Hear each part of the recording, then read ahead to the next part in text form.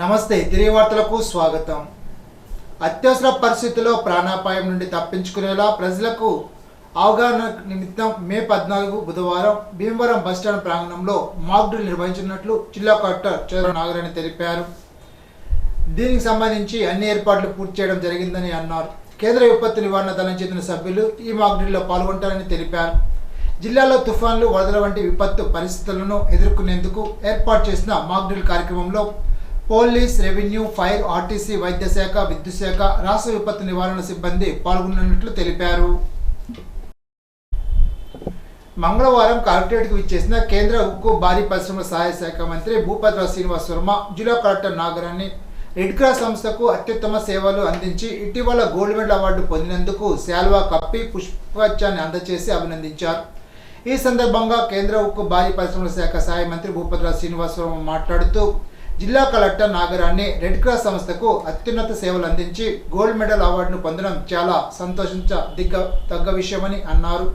ఈ నెల 8వ తేదీ రెడ్ క్రాస్ దినోత్సవం సందర్భంగా రాష్ట్రంలో కొంతమంది కలెక్టర్లకు ఇచ్చినటువంటి అవార్డుల్లో నాగరాణి సేవలను కూడా గుర్తించి ఎంపిక చేసి అవార్డు అందజేయడం జరిగిందని తెలిపారు.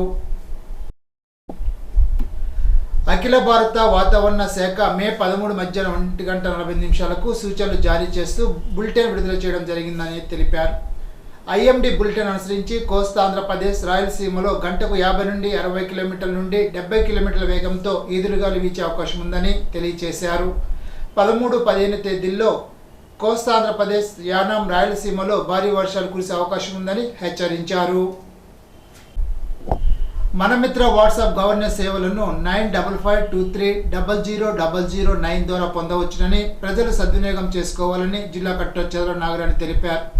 మంగళవారం జిల్లా కలెక్టరేట్ వశిష్ట కాన్ఫరెన్స్ హాల్లో జిల్లా కలెక్టర్ చేతుల మీదుగా మనమిత్ర స్టాండీలను మండల వారీగా పంపిణీ చేశారు. ఈ సందర్భంగా జిల్లా కలెక్టర్ చంద్ర నాగరాణి మాట్లాడుతూ ప్రభుత్వ ధృవపత్రాలన్నీ వాట్సాప్ ద్వారానే ప్రజలు పొందేందుకు రాష్ట్ర ప్రభుత్వం మనమిత్రను అందుబాటులో తీసుకురావడం జరిగిందని అన్నారు. తొలి విడత పెద్ద మొత్తంలో సేవలను వాట్సాప్ ద్వారా అందించడం జరుగుతుందని తెలిపారు. జిల్లాలో ఆప్షన్ 3 ఇళ్ల నిర్మాణాలను వేగవంతం చేయాలని జిల్లా కలెక్టర్ చంద్ర నాగరాణి కాంట్రాక్టులను, గృహ నిర్మాణ శాఖ అధికారులను ఆదేశించారు. మంగళవారం జిల్లా కలెక్టరేట్ వశిష్ట సమావేశ మందిరంలో జిల్లా కలెక్టర్ చంద్ర నాగరాణి పేదలకు నిర్మించి ఇచ్చే గృహాలలో ఆప్షన్ 3 కేటగిరీకి సంబంధించి గృహ నిర్మాణాలపై కాంట్రాక్టర్లు, గృహ నిర్మాణ శాఖ అధికారులతో సమీక్షించారు. ఈ సందర్భంగా జిల్లా కలెక్టర్ చంద్ర నాగరాణి మాట్లాడుతూ లబ్ధిదారుల్లో గృహ నిర్మాణం చేసుకోలేని వారికి ప్రభుత్వం ఇల్లు కట్టించి ఇచ్చేలాగా ఆప్షన్ 3 కేటగిరీలో జిల్లాలో 6,960 గృహాలు చేపట్టడం జరిగిందని అన్నారు. ఈ ఇళ్ల నిర్మాణం పనులు తీసుకున్న 49 మంది కాంట్రాక్టర్లు గృహ నిర్మాణాలపై ప్రత్యేక దృష్టి పెట్టి సకాలంలో పూర్తి చేయాలని ఆదేశించారు. కేంద్ర ప్రభుత్వం లేబర్ కోడ్స్ రద్దు వెనక్కి తీసుకునేంత వరకు పోరాటం ఆగదని సిఐటి జిల్లా కార్యదర్శి పివి ప్రతాప్ అన్నారు. మంగళవారం హమాలీ కార్మికులతో సమ్మె పోస్టర్ సిఐటి ఆధ్వర్యంలో ఆవిష్కరించారు. లేబర్ కోడ్లు రద్దు చేయాలని, కనీస వేతనం 26,000 ఇవ్వాలని, కార్మికులకు ఉపాధి కల్పించాలని, ధరలు తగ్గించాలని పెద్ద ఎత్తున నినాదాలు చేశారు.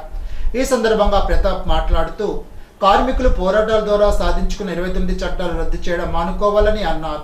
పాకిస్తాన్ ఉగ్రవాదులపై జరిగిన యుద్ధాన్ని దేశ ప్రజలందరూ హర్షించారని అన్నారు. దేశంలో ఉన్న కార్మికులపై యుద్ధాన్ని ఎవరు హర్షించారని తెలిపారు. కార్మికులు శ్రమ దోపిడీ చేయడానికే లేబర్ కోడ్లు తీసుకొస్తున్నారని విమర్శించారు. లేబర్ కోడ్స్పై కార్మిక సంఘాలతో కానీ, పార్లమెంట్లో కానీ ఎలాంటి చర్చలు జరపకుండా ఏకపక్షంగా అమలు చేయడం రాజ్యాంగ విరుద్ధమని అన్నారు. కార్మికులపై లేబర్ కోడ్ల ద్వారా జరుగుతున్న ఈ యుద్ధానికి వ్యతిరేకంగా ఈ నెల 20న జరిగే సమ్మెలో కార్మికులు పెద్ద ఎత్తున పాల్గొనాలని విజ్ఞప్తి చేశారు. కార్యక్రమంలో ఎన్ చిన్నారావు, గాల రంగారావు, కుడిపూడి రాము, ఏ నరసింహమూర్తి, ఎస్ రాజు, టి అప్పన్న, గోవింద్, సుధాకర్, పెంటయ్య తదితరులు పాల్గొన్నారు. సమ్మె నోటీసును సివిల్ సప్లై ఇన్ఛార్జ్ సుబ్రహ్మణ్యానికి అందజేశారు. బుధవారం తన జన్మదినం సందర్భంగా నియోజకవర్గంలో ప్రతీకార దినోత్సవం జరుపుకుంటానని డిప్యూటీ స్పీకర్ రఘురామకృష్ణంరాజు అన్నారు. 2021 మే 14న తనపై రాజద్రోహం కేసు పెట్టి తనను తీసుకెళ్లి ఏం చేశారో అందరికీ తెలుసునని అన్నారు. రచ్చబండ ద్వారా వారి భాగోతాన్ని బయటపెట్టానని, అదే వారి చావుకు వచ్చిందని తెలిపారు. ప్రజా వ్యతిరేకతతో వాళ్ళు తీసుకున్న గోతిలో వాళ్లే పడ్డారని అన్నారు. తన పుట్టినరోజు తనను కొట్టిన తర్వాత ప్రజలందరూ ప్రతీకారం తీర్చుకున్న రోజుగా పేర్కొన్నారు. బుధవారం నుండి నియోజకవర్గంలోని రాధాకృష్ణ కన్వెన్షన్ హాల్లో ప్రతీకార దినోత్సవాన్ని అత్యంత ఘనంగా జరుపుతామని తెలిపారు. అందులో అందరూ పాల్గొనాలని పిలుపునిచ్చారు. ఇప్పుడు తూర్పుగోదావరి జిల్లా వార్తలు. రాజమహేంద్రవరం పరిధిలో రామదాసుపేట, సుబ్బారావు నగర్ ప్రాంతాల్లో మెటల్ కోసం తవ్విన క్వారీల్లో ఏర్పడిన గుంటలను పూడ్చే విషయమై తగిన చర్యలు తీసుకోవాలని జిల్లా కలెక్టర్ పి. ప్రశాంతి స్పష్టం చేశారు. మంగళవారం కలెక్టర్ క్యాంప్ కార్యాలయంలో ఆర్ఎంసీ, మైన్స్, ఆర్ఎండ్బి తదితర సమన్వయ శాఖల అధికారులతో కలెక్టర్ సమావేశాన్ని నిర్వహించారు. ఈ సందర్భంగా జిల్లా కలెక్టర్ పి. ప్రశాంతి మాట్లాడుతూ నగరం సమీపంలోని రామదాసుపేట, సుబ్బారావు నగర్లోని మెటీరియాలజిస్ట్ బెల్ట్లో 3 దశాబ్దాలుగా రోడ్డు మెటల్ క్వారీలు నిర్వహిస్తున్నారని అన్నారు. క్వారీలో పొందిన 51 సంస్థలు మెటల్ తవ్విన అనంతరం క్వారీని మట్టితో పూడ్చాలనే నిబంధన పాటించలేదనే విషయం తెలియవచ్చిందని అన్నారు. ఈ క్వారీల వల్ల సమీప ప్రాంతాల్లో నివసించే ప్రజలు వినియోగించే రహదారి ప్రమాదకరంగా మారిందని అన్నారు. కేంద్ర, రాష్ట్ర ప్రభుత్వ శాఖల ద్వారా చేపట్టిన అభివృద్ధి పనులు, భూసేకరణ ప్రక్రియ పురోగతిపై సమీక్షించడం జరిగిందని జిల్లా కలెక్టర్ పి. ప్రశాంతి పేర్కొన్నారు. కలెక్టర్ క్యాంప్ కార్యాలయంలో విమానాశ్రయ, దక్షిణ మధ్య రైల్వే, జాతీయ, రాష్ట్ర రహదారులు, పురపాలక, బీసీ సంక్షేమ శాఖల పరాయీకరణ భూముల అంశాలపై రెవెన్యూ, సమన్వయ శాఖ అధికారుల ప్రతినిధులతో సమీక్ష నిర్వహించారు. ఈ సందర్భంగా కలెక్టర్ పి. ప్రశాంతి మాట్లాడుతూ జిల్లాలో రహదారుల అభివృద్ధి, సంక్షేమ భవనాలు, ఇతర నిర్మాణాలకు చెందిన 27 భూ సంబంధిత అలిగేషన్ ప్రక్రియ ప్రస్తుత యథార్థ స్థితిపై ప్రాజెక్టు వారీగా సమీక్షించడం జరిగిందని పేర్కొన్నారు.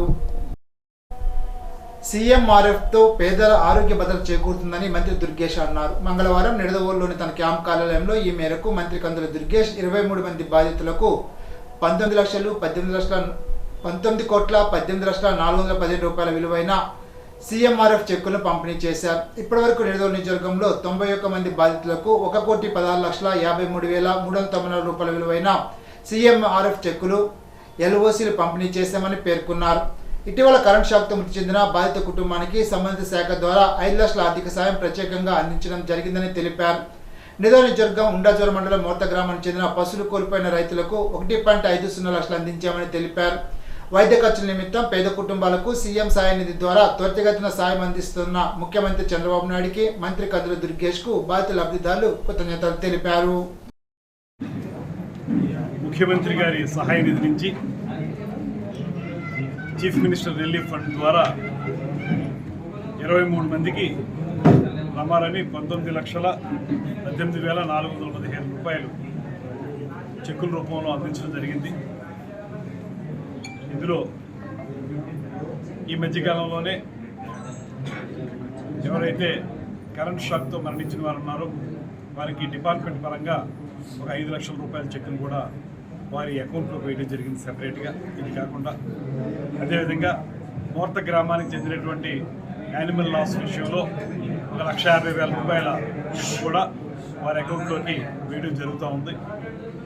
మొత్తంగా చూసుకున్నట్లయితే ముఖ్యమంత్రి సహాయ నిధి ఎవరైతే కష్టాల్లో ఉన్నారో వారికి వెంటనే స్పందించి వారికి తగిన రూపంలో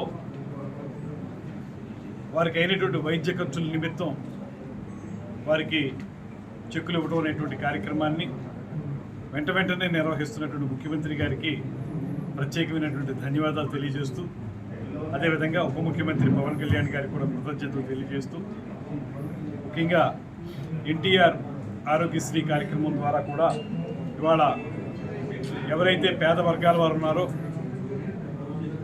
దారిద్ర్య రేఖకు దిగువ నివసిస్తున్న వారు ఉన్నారో వారికి వారి వైద్య ఖర్చుల నిమిత్తం రమారమి 25 లక్షల వరకు కూడా వైద్య సహాయం అందించడానికి, అదేవిధంగా రాష్ట్రంలో సుమారుగా 730